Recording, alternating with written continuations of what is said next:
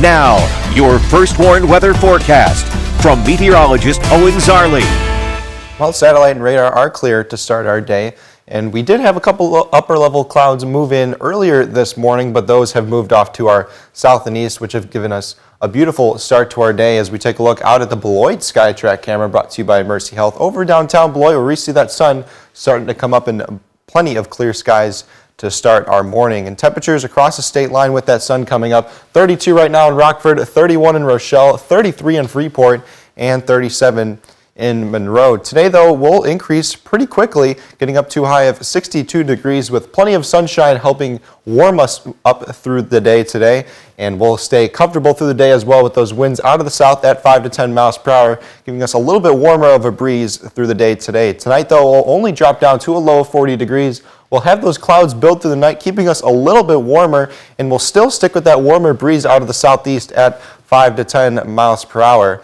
But that warm breeze is all because of some strong warm air advection that will be funneled up into the region. You do see that we'll have some pretty strong southerly flow, especially tomorrow right around 6 o'clock. And you do see those warmer temperatures off in Iowa and Missouri. Those will quickly make their way east into Illinois by Tuesday, where we'll see 80-degree temperatures, all because of very strong warm air advection ahead of a low pressure system that will be making its way through the United States. What warm air advection is, it's seasonably warmer temperatures most often being funneled in because of southerly flow across lower pressure. And with that, we'll see some higher wind speeds, and the big thing is those warmer temperatures and even some increased moisture as we move through that time. That warm air advection will stick around up until about Wednesday, when you do see a cold front starting to crash through into the state line, giving us some cooler temperatures as we move through the night on Wednesday. And this cold front will also bring some pretty heavy precipitation along it as we move through that time. You do see how much temperatures do start to drop off, though,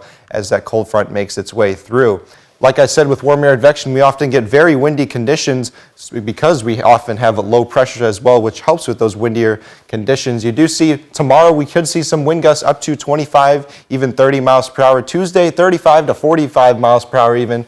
And by Wednesday, 30 to 40 miles per hour. All out of the south, though, so some warmer feeling wind, but definitely very gusty winds. Futurecast, there isn't a whole lot to talk about as that moisture won't start to come in down near the surface up until at least Wednesday, but we'll get some upper level moisture giving us some cloud cover through the night tonight and staying mostly cloudy through the day tomorrow. We could see some very isolated showers starting to show up tomorrow into the overnight hours, but most of those looking to stay off to our north where the warm front is up in Wisconsin. But by Tuesday, we do start to clear out into the morning. The 7-day forecast, though, pretty good looking forecast, especially with those warmer temperatures starting to return as we get up into Tuesday and Wednesday.